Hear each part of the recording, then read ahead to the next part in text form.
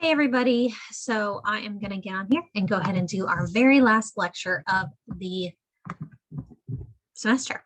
So I was going to do lectures on the documentaries, but because I gave you so many different options, I decided that I'm going to let them speak for themselves. However, if you have any questions or any comments or concerns, please let me know.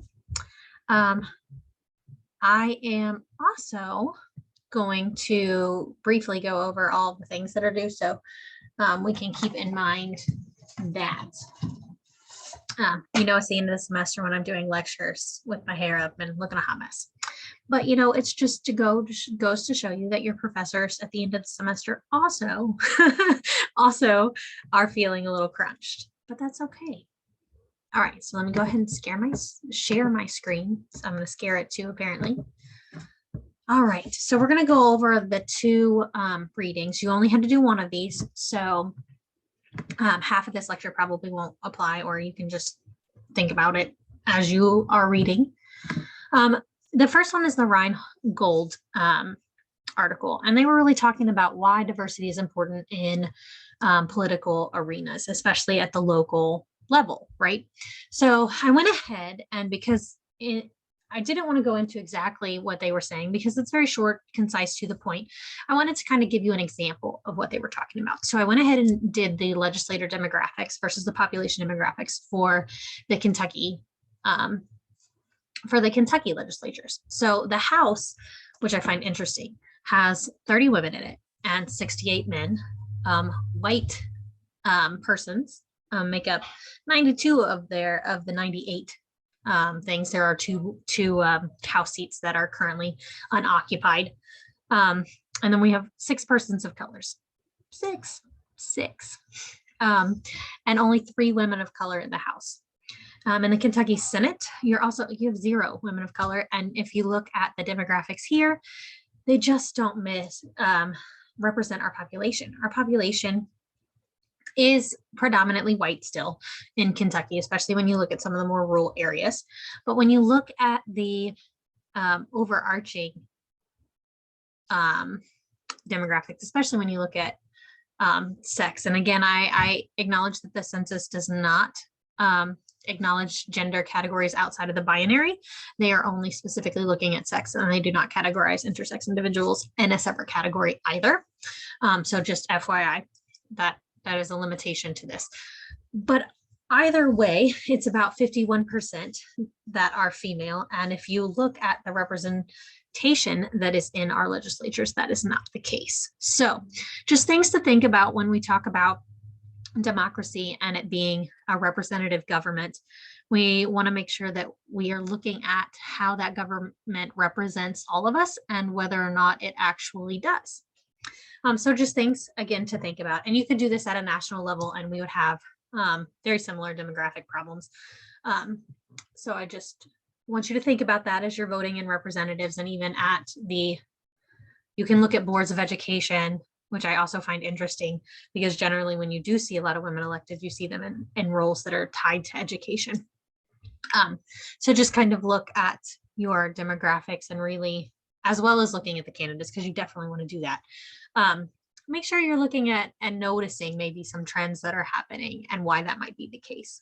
And some of the documentaries get into that as well. So in reference to that and really answering the question, how do we engage women in politics and how do we get more political leaders that are women? The O'Leary and Shames got into their 3 main ideas for why or how they can do that. I'm recording a lecture, okay, baby? And of course, the last lecture, I've got a kiddo running in and out. In the first one is to ask females to run early and often. So this really is talking about political careers start off very young. So they're starting off really working on this in their 20s and their 30s, coming right out of college, doing a lot of political entities to rise to a national level, are really working in the political arena for an extended period of time.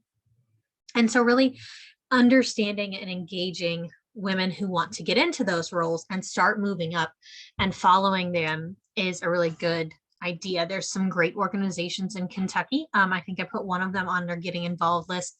but I may not have. But there's some really good empowering leadership opportunities for women who want to engage in political arenas. The second, a presidential commission on gender and inclusive democracy. And I really like this idea that at the highest of the highest level, we are investigating and really critiquing whether or not our democracy and our political process is engaging and inclusive. And so really taking a top-down kind of measure. And then the third being stronger action in both key political parties.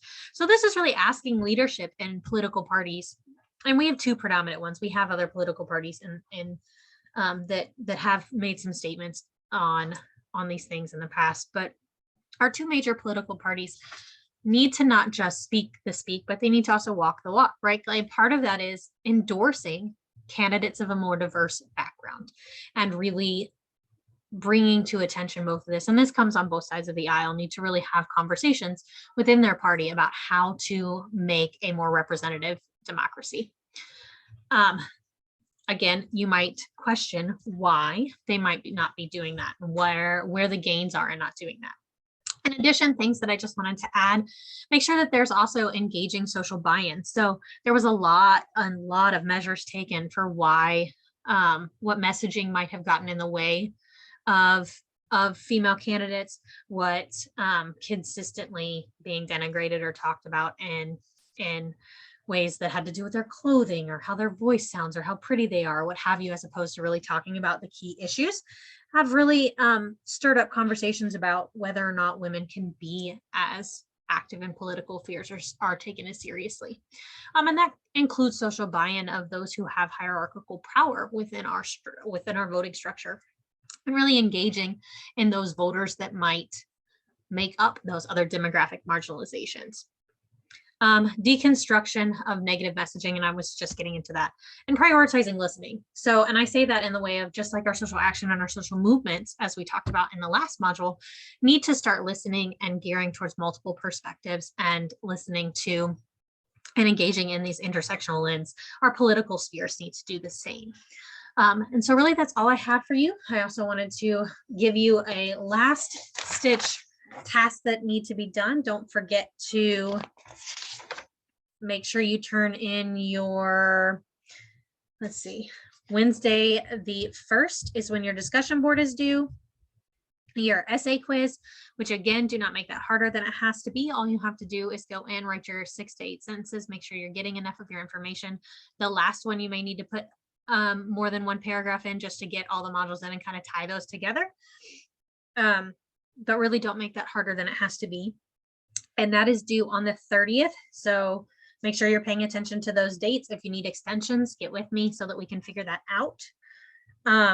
Leave feedback on the presentations that were turned in module 7, and that feedback paper is again in the projects folder, and you can see the announcement that has to do with that so that you can understand when that's due.